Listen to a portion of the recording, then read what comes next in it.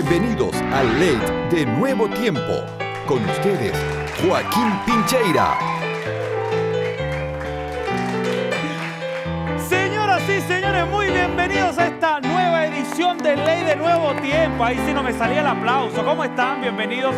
Un gusto saludarles. Ya estamos comenzando el estelar de la TV Nuevo Tiempo en un ambiente íntimo para conversar las grandes cosas de la vida. Con ustedes el aplauso gigantesco para él, Andrés Delgado Agoni. ¿Cómo está, Andrés? Muy bien, ¿y tú, Joaquín? ¿Cómo te ha ido? Excelente. Muy bien, hoy día voy a hacer justicia, señoras y señores, en este programa. ¿Qué vas a hacer? Vamos a hacer justicia porque ella es abogada y nos va a contar de todo lo que pasa en los tribunales, todo esto, el mundo de la justicia, señoras y señores. Quedas invitado para que no te separes de la sintonía. Comienza con Arnaldo acá en la cámara, el Late Show, la revolución de la conversación.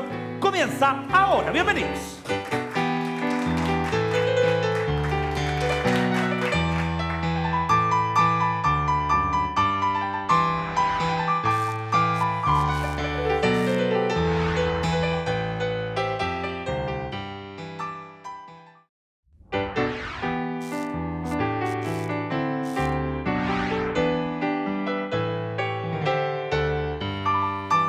Señoras y señores, ¿cómo están? Gusto en saludarles nuevamente si tú te vienes integrando a la sintonía del Late Show de Nuevo Tiempo. ¿Cómo está el equipo, señoras y señores? ¡Muy bien!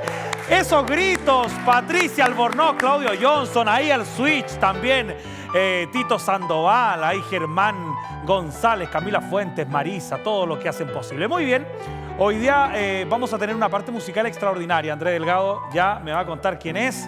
Hoy día también está nuestro buen amigo Kevin Rodríguez, nuevo en el ámbito de la comunicación. Sueña algún día dirigir un late show, ser como Claudio Johnson, dice él, sueña su sueño. Hoy día vamos a hablar de temas importantes, muchas veces que no conocemos, como es las leyes, como es el derecho, como es ser abogado, como es aquellos temas que no lo necesitamos tanto de repente, pero los desconocemos. Ella es abogada de Chile, chilena, y ella es especialista en temas de familia. Vamos a recibir con un fuerte aplauso a Elizabeth Jiménez. Adelante, Elizabeth. Muy bien, adelante. ¿Cómo estás? Te ayudo. Gracias. Bienvenida al Late. Hola, Joaquín. ¿Cómo está Andrés Delgado, nuestro pianista? Como Hola, siempre Hola, está. Andrés. Oye, primera vez Nuevo Tiempo en una entrevista, Elizabeth. De esta naturaleza, sí. Ah, ves Nuevo Tiempo, ¿no? Sí lo veo. Oye, muchas veces necesitamos las leyes, necesitamos el derecho, pero no lo conocemos. ¿Somos ignorantes en el tema? Somos bastante instruidos, pero somos un poco dejados, flojos, perezosos. Y en ese sentido podríamos decir que sí. Vamos a conversar con Elizabeth, que es en la sintonía. Comienza el Late Show de Nuevo Tiempo. Bienvenida, Elizabeth, adelante. Asiento ahí en el primero.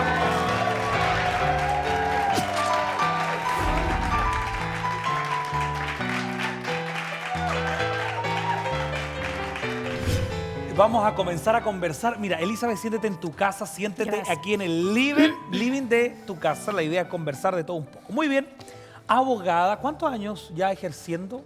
Uf. Me titulé el año 2000. 17 años. 16, 17 años. 17 Sí. años, Sí. 17 años. Sí. ¿Y cómo ha sido esto? Mira, en primer lugar, ¿por qué estudiar derecho, estudiar leyes? ¿Dónde, como se dice en Chile, dónde te pica el bichito, Elizabeth? Mira, en mi caso fue historias que yo siempre escuché acerca de la única hermana de mi madre, ¿Ya? quien estaba en 5º año de Derecho y murió de leucemia. Entonces mi madre siempre contaba esa historia con mucho pesar acerca de su hermana, porque era su hermana y además porque estaba en una etapa importante de su vida. Entonces impactó mucho en la vida de mi mamá. Y eso hizo que esas historias se me grabaran mucho cuando era pequeña. Y me propuse muy chica terminar aquello que mi tía no había podido terminar. Claro. Entonces, la verdad es que empezó de esa manera, porque si tengo que ubicarlo espacialmente, cuando tomé la decisión de estudiar Derecho fue a los 12 años. A los 12 años. Ahí yo lo tuve claro y nunca desistí, nunca cambié de opinión. Yo estaba en la enseñanza básica.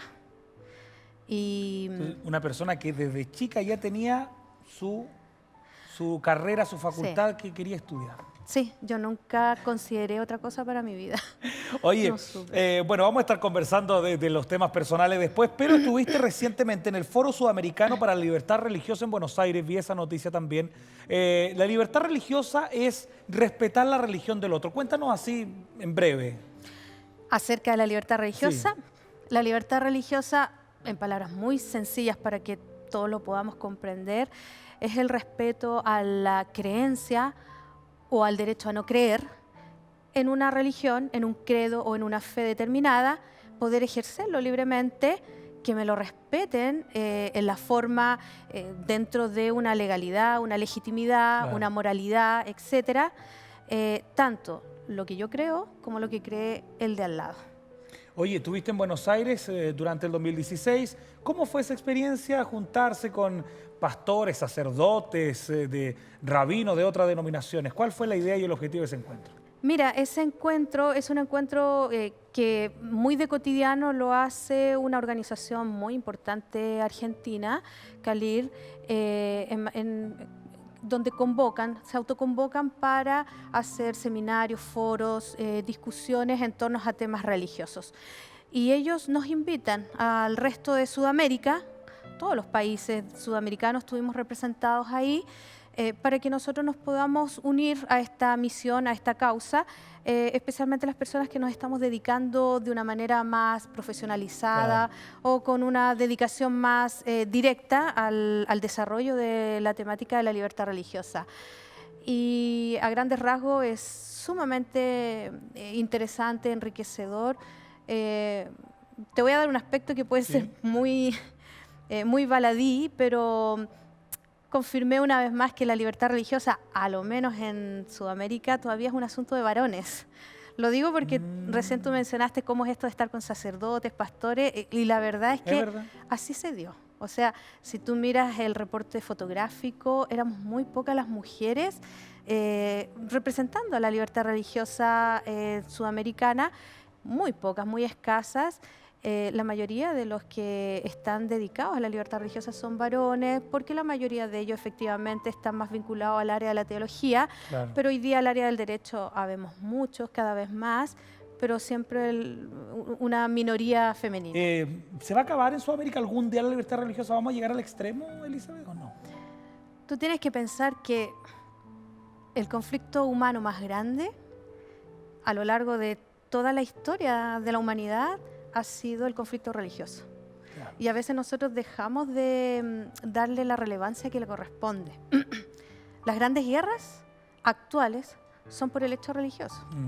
Y las grandes guerras que motivaron la división del mundo fueron dadas por el hecho religioso.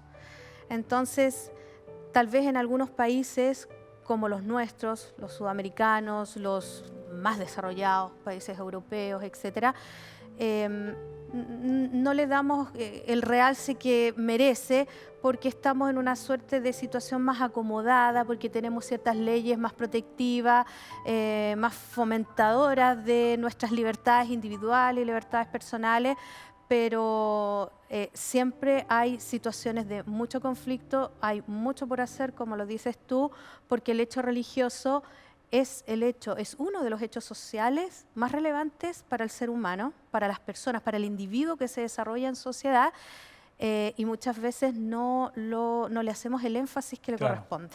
Es difícil entender eso. Bueno, el símbolo de todo esto que se viene arrastrando es Israel-Palestina, que muchas veces decimos, pero ¿por qué pasan en guerra? Y es netamente conflicto religioso lo que se da ahí, aparte de algunos terrenos de tierra, pero netamente va en la historia y uno puede encontrar en la Biblia lo que genera hoy día conflictos actuales. ¿Sabe quién estudió Derecho?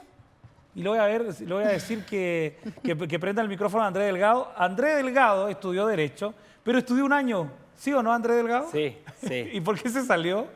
Bueno, es que la música era mi pasión, me di cuenta, pero me gustaba mucho, me iba muy bien además. Oye, y ¿sabes qué? Muchos jóvenes, no quiero matemática, entonces voy a estudiar Derecho. O voy a estudiar algo relacionado con ciencia. ¿Te gustaba eso, Elizabeth, desde chica, esta cosa del humanismo, más allá del derecho? yo partí siendo muy sincera. Yo decidí mi vocación a una edad muy temprana, donde no tenía idea de las diferencias entre las ciencias, las humanidades. Si tú piensas, tenía solamente 12 años. Entonces, en el caso mío, obedeció a otros factores, no necesariamente al factor vocacional. Yo creo que yo forjé mi propia vocación. ¿Te destacaste durante todos los años de universidad? ¿Lo puedo decir Sí. aquí a riesgo que me vean mis profesores? Sí, no, adelante. Sí. Mira, yo me destaqué antes, más que en la universidad. Yo me destaqué en las etapas previas, en toda mi enseñanza básica, la enseñanza media. Siempre tuve uno de los más altos rendimientos de los cursos en los cuales yo estaba. Mira. Pero, como te explicaba, lo mío, mi vocación obedeció a otros factores. Factores, bueno, religiosos, factores familiares, incluso un factor de género, ¿ah? Mira. Y aquí cuento una infidencia. A ver, ¿qué infidencia? Porque cuando yo decidí estudiar Derecho, a las primeras personas que se lo comenté eran mis compañeros de curso, que eran mis grandes amigos. Ya. Entre ellos mi primo, Jorge Jiménez, y un gran amigo que se llama Tomás Parra. Ya. Y a él le conté, Tomás ¿sabes qué? Parra. Yo quiero estudiar Derecho. Y me acuerdo su respuesta, nunca se me ha olvidado, a él se le debe haber olvidado. Y él me dijo, tú no puedes estudiar Derecho porque las mujeres no pueden ganar más que los hombres y las abogadas ganan mucho dinero. Oh, mira lo que dijo Todavía Tomás me acuerdo. Parra, oye. Fue en un paseo de colegio, Un teníamos paseo de 12 colegio. años. Y me acuerdo que eso a mí me grabó mucho. Mm. Porque efectivamente estábamos en una sociedad de aquellos años, te hablo años 80, en que nuestras madres eran dueñas de casa. Ya. Y nuestros padres eran los sostenedores de la familia. Era socialmente todavía, no mal visto, pero no se promovía el ejercicio profesional de las mujeres. Y eso es lo que nosotros veíamos en nuestro entorno. O sea, él me contestó una respuesta muy contextualizada. Tenía razón. Para la época, Sí, digamos. en el contexto de la época tenía razón. Ahora, que actualmente él se casó con una profesional de primer nivel, no sé si me lo podría volver a decir, pero eso también me marcó, de ver un poco el contexto, la resistencia del medio, cuando uno decía, yo quiero estudiar Derecho. Claro. Rasgaban vestiduras. No, y además es cara la carrera, entonces siempre... Y Había además, muchos- ahora que termines el Derecho también, porque muchos comienzan a estudiar Derecho Sí. y a mitad de camino se viene el arrepentimiento o decir, no doy más. Exacto. Elizabeth Jiménez está conversando con el Ley de Nuevo Tiempo. Oye, te especializaste en familia, abogada reconocida en el tema de familia, los tribunales, divorcio. ¿Cómo ha sido trabajar con este tema sensible, señoras y señores, para muchos como es la familia? Bueno, te voy a contestar haciendo un poquito de mi historia, Ya. porque la elección de mi área de especialización tampoco fue al azar. Me quedó muy grabado una vez que le pregunté a mi padre, él es médico, por qué había escogido la especialidad de pediatría. Ya. No obstante que en sus últimos 15 o 20 años él terminó ejerciendo otra especialidad que él mismo la forjó, pero su especialización en términos académicos es la pediatría. Y me dijo una cosa que me quedó marcando mucho, me dijo, mira, yo revisé todas las especialidades del área médica y con ayuda de mi padre, del padre de él, que es mi abuelo, que mi abuelo fue pastor adventista, mi padre me orientó a que buscara una especialización dentro de la medicina que fuese netamente de ayuda al prójimo. Y viendo la gama que tenían, la pediatría Ya. calzaba directamente Y tú con hiciste esa lo vocación. mismo. Y yo hice lo mismo. Ahí está. En el 5º año, cuando ya había pasado todas las asignaturas de especializaciones o de posibles especializaciones, porque en la universidad uno no sale con una especialización, pero ya pasado las asignaturas más específicas, también hice todo mi mostreo personal y dije, ya, ¿cuál es la que me puede conectar más con la gente? Oye, esta Elizabeth, fue. ¿verdad que aquí en Chile particularmente han subido los divorcios? ¿La gente cada día se divorcia más? Sí, absolutamente. Entiendo, no manejo todas las Sí. estadísticas, pero entiendo que la tasa de divorcio ya superó a la tasa de los matrimonios. Hoy en día hay más divorcios ¿Qué que más? celebración de matrimonio. Sí. ¿Y cuál es la causa? Yo sé que cada caso es distinto, es una pregunta muy general, pero según tú que has tenido experiencia, ¿Cuáles son los grandes motivos de todo lo que tú has escuchado? Yo me atrevería a afirmar 2 motivos. Y no tanto por lo que uno escucha, sino que por lo que observo y por lo que yo misma he vivido. Uno de los grandes motivos es que hoy en día los seres humanos no queremos resolver los conflictos. Tenemos una resistencia a ceder en pro del otro, en pro de los hijos, en pro del contexto familiar, y nos quedamos en una posición muy cómoda. Y por lo tanto, someterte a resolver conflictos que a veces necesitan la intervención de un tercero especializado, no nos es algo cómodo, fácil, no nos gusta. Tenemos una posición más en la zona de confort, claro, en el yo. Hay mucho yo hoy día. Esa es una cosa. Y lo otro que yo he podido observar, atendiendo a la edad en la que mayoritariamente se están produciendo los divorcios, que es una franja más o menos clara, a mi juicio personal, que va como en la edad entre los 35 y un poquito antes de los 50, los divorcios hoy día están muy asociados a cambios fisiológicos, cambios psicológicos de nosotros las personas, que si no los sabemos comprender y atender, creemos que el divorcio es la solución, cuando en realidad estamos pasando a distintas etapas de nuestra vida. Estamos dejando de ser adolescentes, adultos, y estamos pasando a una etapa de mayor madurez, del amor más maduro, y a veces confundimos esas etapas y creemos que lo que me está pasando es que ya no te quiero, no siento nada por ti, me siento frustrada con la vida que he llevado. Y la típica frase de escritorio de abogado es que yo tengo derecho a ser feliz. Ese es el rótulo del que se quiere divorciar. Entonces, la felicidad llega cuando tú te divorcias. Mira cómo es la vida. Ellos creen que ahí va a empezar la felicidad. Tengo derecho a ser feliz porque durante estos 15 años que llevo casado no he podido desarrollar mi profesión como quisiera, los hijos me han estresado, que por otro lado tú te has ido de mi lado, etcétera, etcétera. Entonces hay toda una confusión de los subsistemas parentales, conyugales, que genera una mezcolanza. Entonces yo no soy feliz y ahora tengo derecho a hacerlo, así que me divorcio. Mira qué interesante, mira qué interesante. Estamos conociendo más junto a la abogada Elizabeth Jiménez aquí en el Ley de Nuevo Tiempo. Nos vamos a separar en un instante y ya volvemos. Quédese ahí, no se vaya, volvemos de inmediato.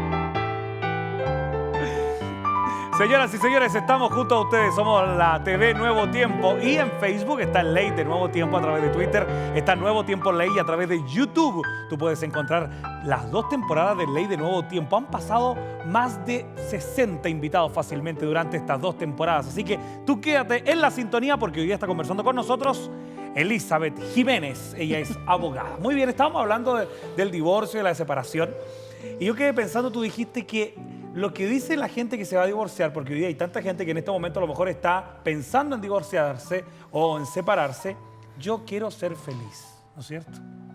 La pregunta, mi querida Elizabeth, ¿y después que pasa todo el proceso, la gente es feliz? Yo no hago seguimientos hasta el final. Pero por una u otra razón, generalmente cuando tú has hecho un buen trabajo con una familia, con una pareja, luego vienen a consultarte al cabo de cierto tiempo otras cosas. Y he podido observar también que nunca vuelven a ser felices. Esa felicidad que andaban buscando es muy utópica. Y es súper delicado porque arrastró una serie de consecuencias que al final, en la mayoría de los casos, resultan ser más nefastas que la solución que se pretendió. Porque la infelicidad, en definitiva, fue heredada para los hijos. Ellos son los que se sacrifican frente a la mala decisión o, en algunos casos, buena decisión de los padres. Estoy hablando en términos muy generales, porque yo tengo que ser responsable y decirte que obviamente hay ciertos casos en que ya es intolerable la convivencia común porque hay faltas graves entre ellos que no se pueden remediar. Yo encuentro que también parte también de más allá de pensar en divorciarte, en ver qué cosas tú estás haciendo mal. Lo que pasa, me quedo con lo que tú dijiste en el bloque anterior, estamos muy yo. Yo soy el mejor, yo, y todos caemos en eso. Entonces, en una relación de pareja, yo no soy casado, pero en una relación de pareja me imagino que hay que ver primero, antes de echar la culpa al otro, que somos mandados a hacer para eso, también pensar qué es lo que estoy haciendo yo mal. Bueno, ahí entramos en un terreno incluso espiritual. Iba a hablar más psicológico, los psicólogos pueden explicarlo mejor, pero para las personas que tenemos una creencia religiosa, partimos nosotros por una base en que los seres humanos no somos estáticos, estamos en constante cambio. Y los cambios están dados por factores externos, por mi propia experiencia personal y por mi edad también, por mi grado de madurez, por las cosas buenas y malas que me han pasado y por mi relación personal con Dios. Entonces, nosotros vamos cambiando, vamos evolucionando en el tiempo. Se supone que los cambios tienen que ser siempre para mejor y positivamente. Y ahí es donde hemos olvidado dos cosas que son esenciales, me parece a mí. Lo digo como mujer, como abogada, como cristiana. En primer lugar, siempre reconocer que nosotros somos personas que creemos en la restauración humana, en esta posibilidad del cambio y el cambio positivo. Eso se puede hacer siempre. Y nosotros tenemos el ejemplo de Jesucristo, para que vamos a citar eventos específicos, pero sabemos que hay cambios radicales en todo el ministerio que Jesucristo trajo a esta tierra. Eso por un lado. Por otro lado, yo creo que perdemos de vista lo que es el verdadero amor. Y ahí tiene que ver con lo que tú recién estabas explicando. Lo del yo tiene que ver con la satisfacción personal de mis necesidades. Pero resulta que el verdadero amor consiste en vivir por el otro. Vivir para satisfacer las necesidades del otro, para hacer feliz al otro. Y eso me va a llevar a mí a una felicidad personal. Y eso hoy día se está perdiendo. Qué lindo. Hemos olvidado el verdadero concepto del amor. El amor es darse al otro. Y lo digo por mí misma, o sea, yo he reflexionado sobre estos temas y... ¿Y tú quieres separada también? Yo soy divorciada, claro. Y hubo un momento en mi vida en que también se me olvidó lo que era el verdadero amor, o sea, 1 Corintios 13.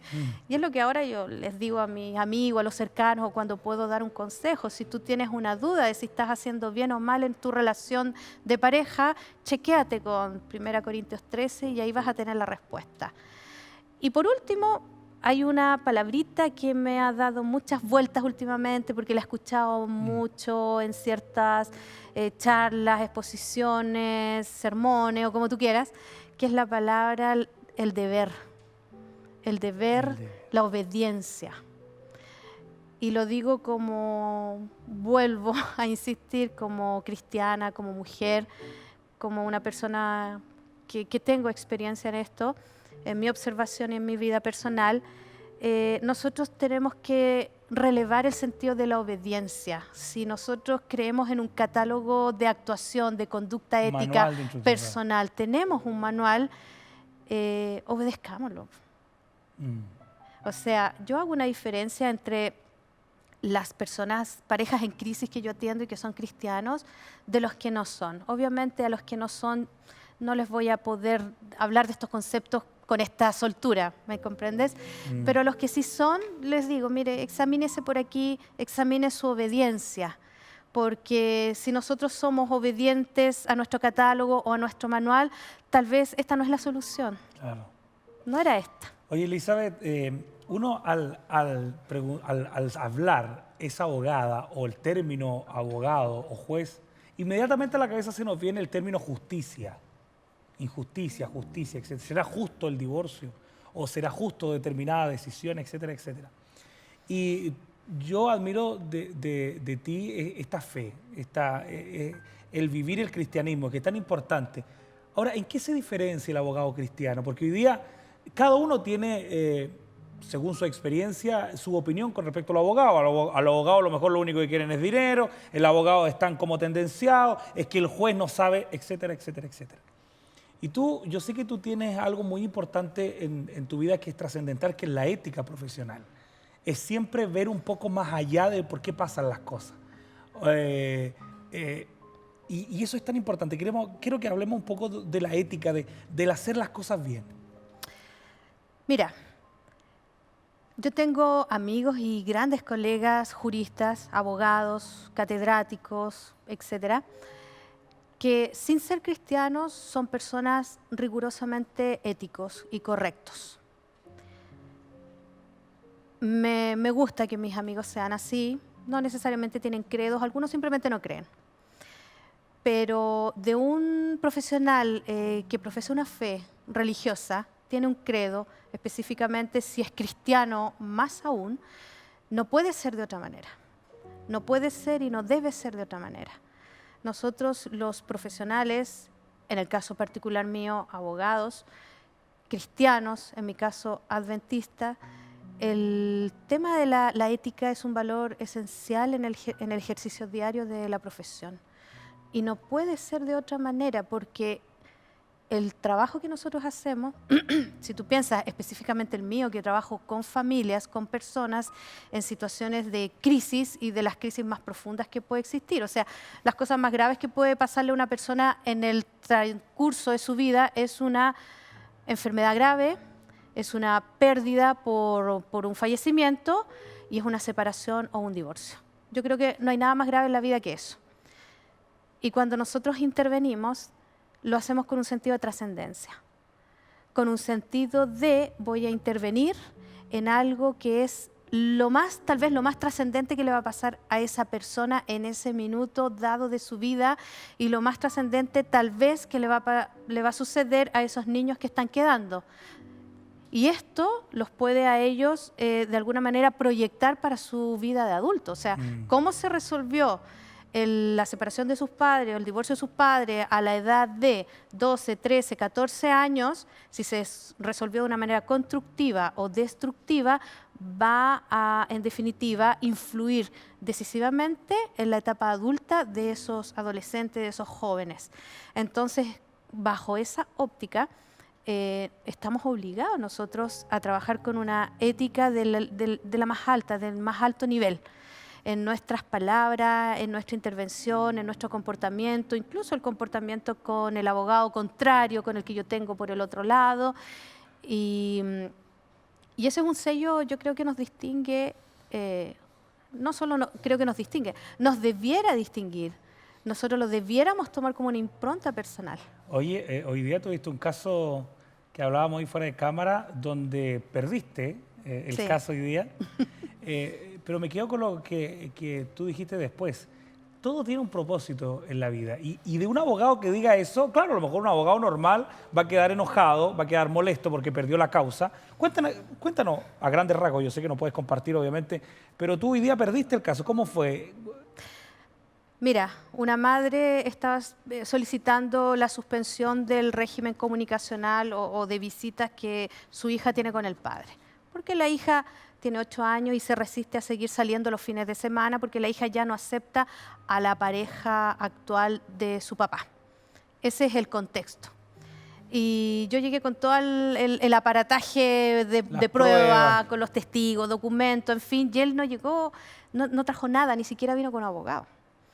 Pero cuando les hicieron la intervención previa con la consejera técnica, que es un interventor, un tercero imparcial del área de la psicología, la consejera técnica informó al juez que encontraba que la niña sí tenía un vínculo muy fuerte con su padre, más no con la pareja actual del papá, pero que esa mala relación con la pareja no debería servir de obstáculo para que la niña siguiera viendo al padre con la misma frecuencia.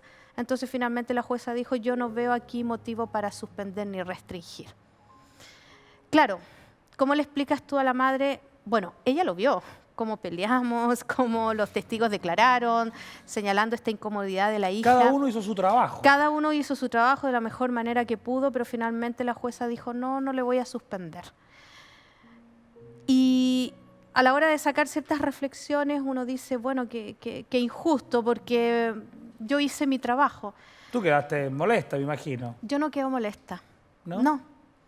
No, porque, insisto, yo creo que hay un propósito detrás de esto, incluso de las cosas negativas que a nosotros nos suceden.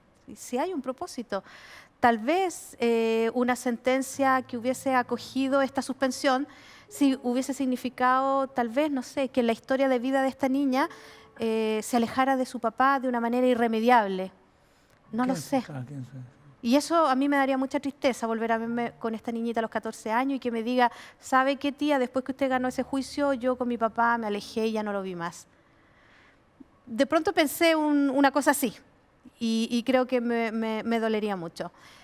No lo sé. Mira, hay ciertas cosas, o sea, no ciertas cosas, todas las cosas, el ser humano llega hasta un punto. Y yo sentí que hoy día llegué hasta lo que yo más pude en ese juicio, en esa causa en concreta.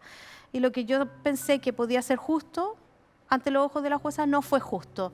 Y como uno sabe y tiene la convicción que detrás de todas estas situaciones hay un soberano que las está moviendo y que las está decidiendo, señor, usted sabrá por qué sucedió esto.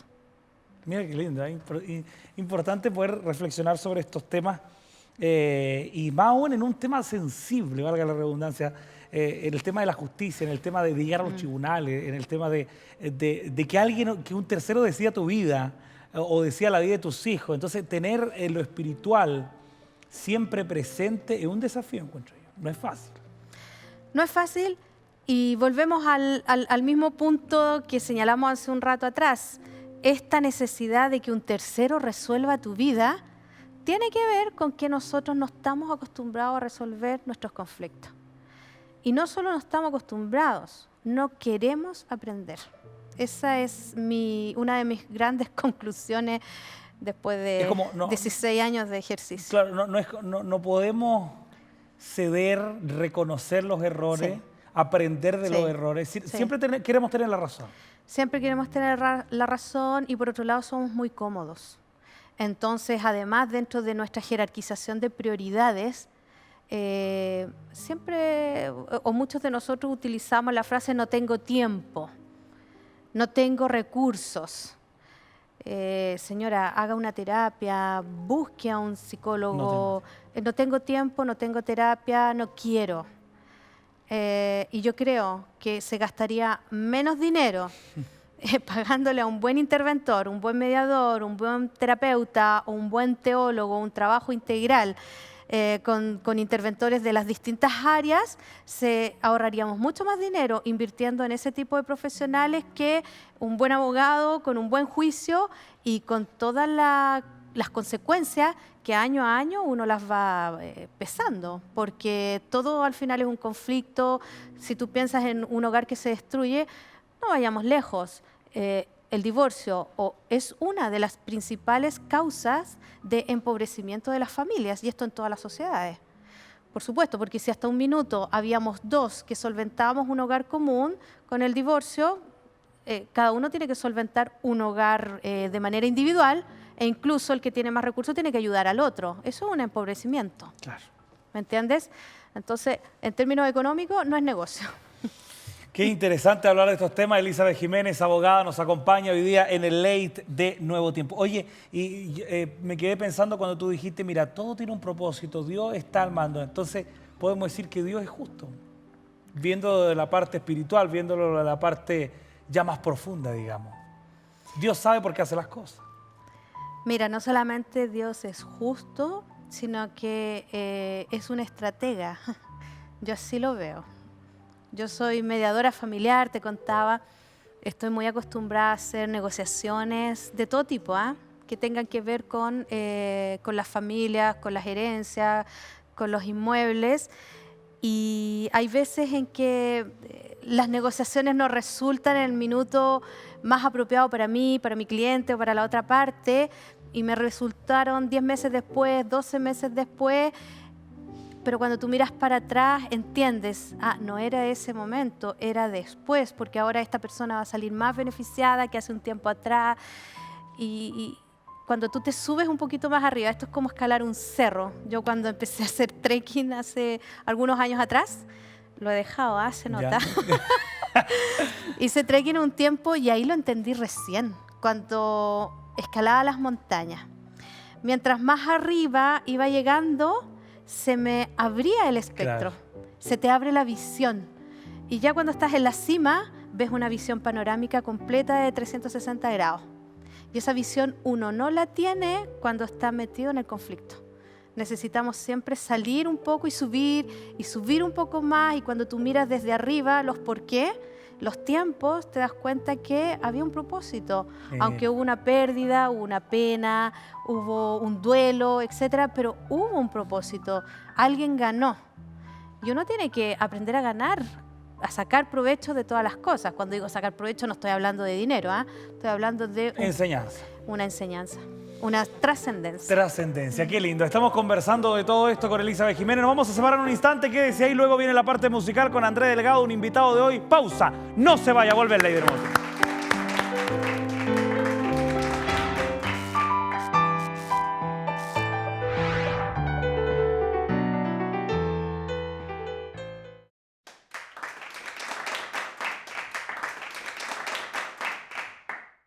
Seguimos aquí en el Ley de Nuevo Tiempo para toda Sudamérica desde Santiago de Chile y con ustedes viene la parte musical, Jordan Collante.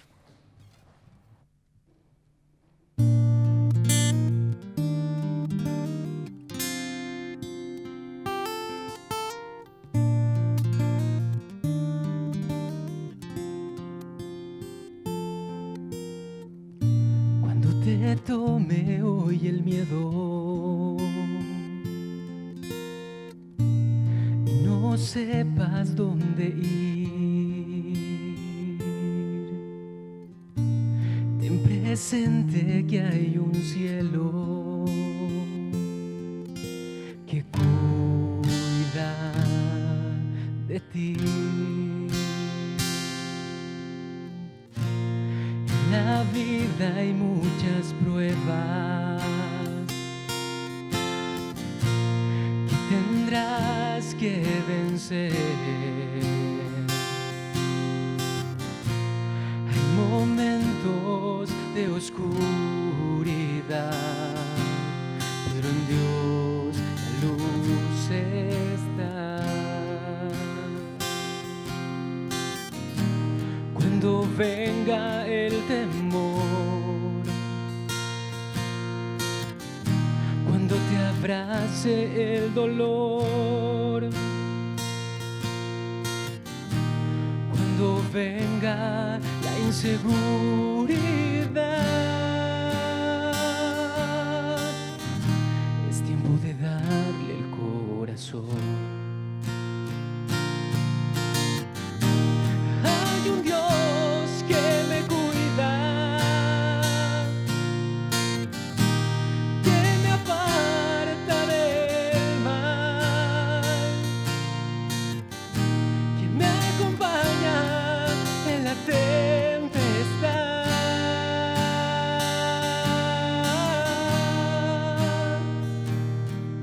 Ese Dios volverá.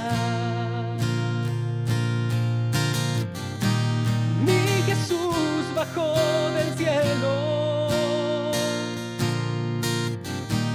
para enseñarte a ti y a mí a amar a otros y sin dudar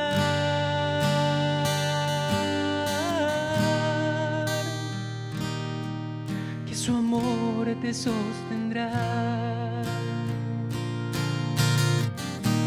Hay un Dios que me cuida,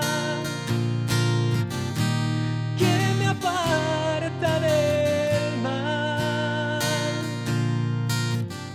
que me acompaña en la tempestad.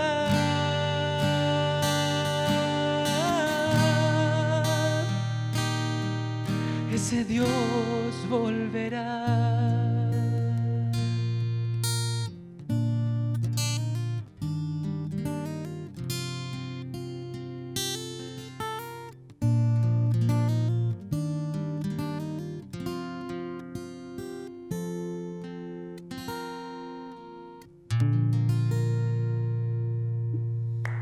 Jordan Collante en el ley de Nuevo Tiempo, como siempre. Oye, el llamado a tener fe, por lo que me di cuenta. Jordan, cuéntanos un poco de este tema. Bueno, este canto lo escribí cuando estuve en un tiempo de dificultad, de dolor y de angustia. Y estudiando la palabra de Dios y de rodillas entendí de que no estamos solos, que hay un Dios que siempre nos va a sostener en los momentos más difíciles. Y lo hizo cuando nos vio muertos, ¿cierto?, por el pecado. Él dio su vida por nosotros. ¡Qué lindo! Jordan Collante, muchas gracias nuevamente por haber estado con nosotros. Muy bien, estamos en el Ley de Nuevo Tiempo desde Santiago de Chile con ustedes a través de la TV Nuevo Tiempo para toda Sudamérica y el mundo, por supuesto. Elizabeth Jiménez, abogada chilena, conversando con nosotros. Oye, hay varios temas interesantes, polémicos, que tienen que ver con esta cosa de la justicia. Aquí en Chile, muy de moda la ley antidiscriminación, ahora los derechos de las minorías, tanto sexuales. Hay un tema también que es muy relevante y que durante este 2017 vamos a estar constantemente oyendo, escuchando aquello, sobre la cosa del género, la lucha de género. Elizabeth, ¿de qué se trata esto? A grandes rasgos. Mira, sin ánimo de entrar en la arena chica ni polemizar respecto a estos temas, los últimos 20 o 30 años han estado marcados por el desarrollo de los derechos fundamentales y las libertades individuales de las personas. Yeah. En este macro contexto, ¿ya? Se inserta esto de las minorías sexuales, se inserta también las minorías de género, los mismos niños que han sido grupos históricamente vulnerados, y también la libertad religiosa. Entonces, y todas esas forman parte de la agenda legislativa valórica de un Estado como Chile que está creciendo, que se está desarrollando y que se pretende poner a tono con el contexto internacional sobre desarrollo de derechos humanos, porque en definitiva estamos hablando de derechos humanos. Claro, muchas veces a los cristianos en general no nos gustan este tipo de temas porque, claro, es reconocer que hay homosexuales que necesitan derechos como todos los... Sí. Hay transexuales que necesitan los derechos. Es un tema muy complejo, muy complicado, pero hay que verlo también con la altura de mira que son personas y son tan humanos como cada uno de nosotros y necesitan derechos. Claro, ahí podemos encontrar corrientes de pensamiento muy distintas unas de las otras. En lo personal y para lo que este programa se pudiera decir, yo pienso dos cosas, sin entrar a hablar del proyecto de ley en concreto. En primer lugar, nosotros tenemos una norma de conducta que ha sido inmutable y eterna. Entonces, no deberíamos sentir temor por la eventualidad de que se legisle o no se legisle alguna legislación que toque temas valóricos a los cuales nosotros no adscribimos. Está claro que un cristiano, por mucho que exista una ley, por ejemplo, que permita el aborto, nosotras las mujeres sabemos cuál es lo correcto y cuál es la conducta a la cual nos debemos ceñir. Es algo muy privado, encuentro yo. Es privado y como grupo nosotros ya sabemos lo que para nosotros es válido, es posible y lo que no es válido ni imposible y lo que atenta contra nuestro credo.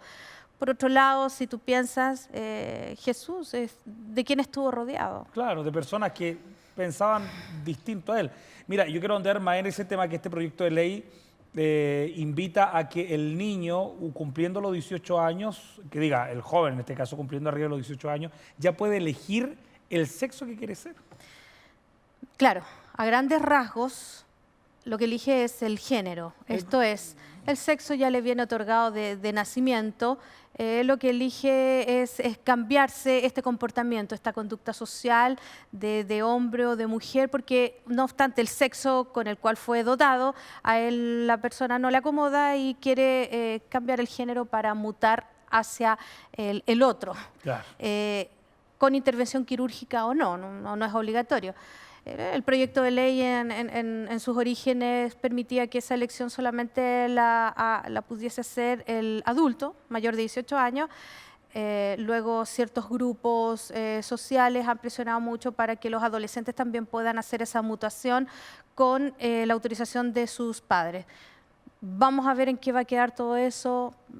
Pensamos que un menor de edad no está en condiciones de de escoger una cosa tan trascendente para su Y vida. quede bien claro, y aprovecho de decir una cosa con claridad, nosotros como canal creemos que el matrimonio es entre un hombre y una mujer y creemos que el sexo que tú naces es el sexo que Dios te da, independiente de las leyes que se están haciendo en todos los países. Que quede bien claro para que tampoco nos malinterpreten qué estamos diciendo, no. Claro. Son leyes y son realidades que los países están viviendo independiente el credo religioso que tú tengas, que es totalmente válido. Y temas como eso, el tema del aborto también en Chile, específicamente, todavía se está trabajando. Sí, se está trabajando ese proyecto de ley, bueno, está bastante avanzado. Y lo mismo, son leyes que valóricamente a nosotros nos pueden golpear, nos pueden afectar. Yo creo que ahí cada uno tiene que estar firme en sus creencias, pese a que se llegue o no a legislar acerca de estos valores que son distintos a los que nosotros profesamos. Le voy a contar un secreto a nuestro auditorio y a Andrés Delgado también. Mi querida Elizabeth Jiménez, claro, usted decía abogada, debe cobrar por sus trabajos, pero ella, mi querido Andrés y amigo de La Sintonía, algunos casos lo hace totalmente gratis. ¿Sí o no? Sí, sí. ¿Y por qué? Sí. Porque hay afín, porque piensas que, por ejemplo, tú hay gente de la iglesia donde tú perteneces que te ha pedido favores, que tú ves que no tiene a lo mejor los recursos necesarios. ¿Cómo es? Es una herencia familiar.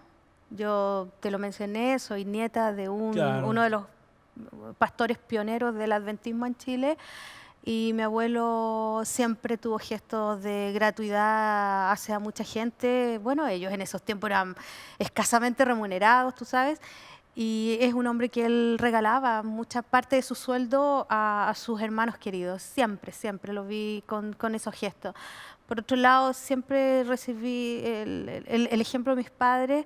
Te expliqué que es médico y a la salida de la iglesia nunca escatimó tiempo para tomarle la presión a un niño, verle la lengua, si tenía fiebre y si hay que ir a ver a una hermana que vive muy lejos, siempre lo hizo.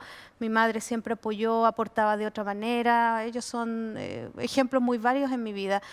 Y yo tengo clara conciencia de que todo lo que tengo en cuanto a dones, en cuanto a capacidades, viene dado por un ser superior. Esto no es casualidad. Y uno tiene que devolver, absolutamente. O si no, no tiene sentido el ejercicio de esta profesión. Entonces, tampoco me interesa que cartelear esto, claro, pero si sirve para motivar a otros profesionales, no hay mejor satisfacción que hacer un trabajo bien hecho a un precio muy módico o incluso gratis cuando hay una persona que realmente lo necesita. Mira qué lindo.